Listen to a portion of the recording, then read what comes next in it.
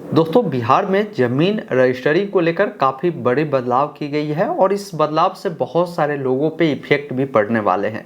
Reason क्या है कि बहुत सारे ऐसे व्यक्ति हैं जिनका ज़मीन उनके दादा परदादा के नाम से है या उनके पिताजी के नाम से है, लेकिन उनके दादा परदादा उनके पिताजी की मृत्यु हो चुकी है। वो व्यक्ति चाहते हैं उस ज़मीन को अपने नाम करना, या बहुत सारे ऐसे भी लोग हैं उस ज़मीन को चाहते हैं किसी कारण से बेचना चाहते हैं।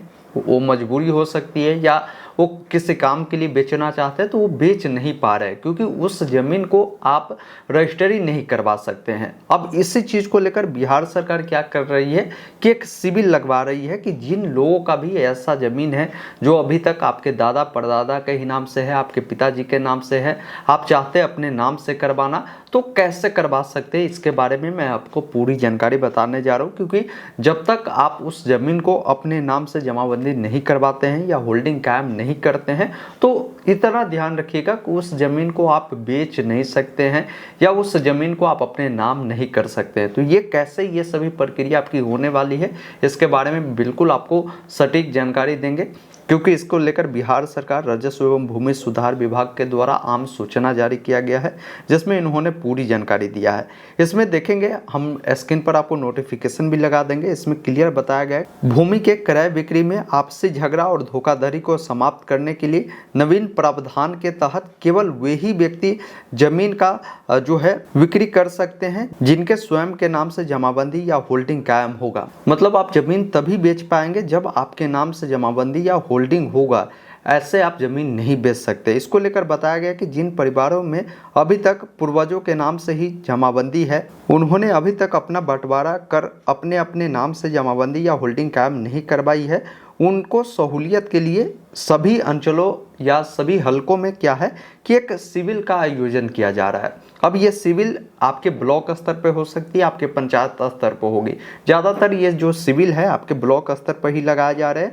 ये सिविल हफ्ता में 3 दिन चलाए जाएंगे। पहला मंगलवार, दूसरा बुधवार और तीसरा गुरुवार को ये आपकी सिविल है इसमें लगाई जाएगी। इसमें भाग लेने के लिए आपके पास डॉक्यूमेंट भी होने चाहिए, तभी ये ज़मीन आपके नाम से हो सकते हैं।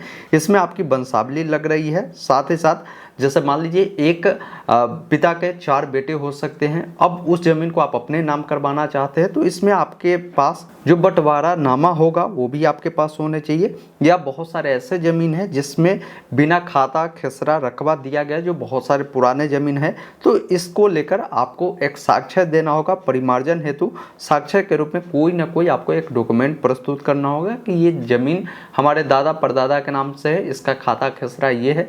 कहीं ना कहीं आपको ये डिटेल मिलेगी तो इसके लिए डॉक्यूमेंट आपको देने होंगे। इन सब को लेकर आप इस सिविल में पार्टिसिपेट कर सकते हैं। सिविल हमने बताया कि 3 दिन लग रही है। आप जाकर इस ज़मीन को आप अपने नाम करवा सकते हैं और जब तक आपके नाम से आपकी जमाबंदी या होल्डिंग जो कायम नहीं होगा फिर आप इसका रजिस्ट्री नहीं करवा सकते हैं। पूरी जानकारी हमने आपको बताया। जब भी कोई सिविल लगाई जाती है तो नॉर्मल जो काम आप करवाते हैं ऐसे ब्लॉक के चक्कर काट कर, और यही आप सिविल में जाकर काम करवाते हैं तो दोनों में अंतर हो जाता है। सिविल वाली जो प्रोसेस होती है वो थोड़ा सा फास्ट किया जाता है।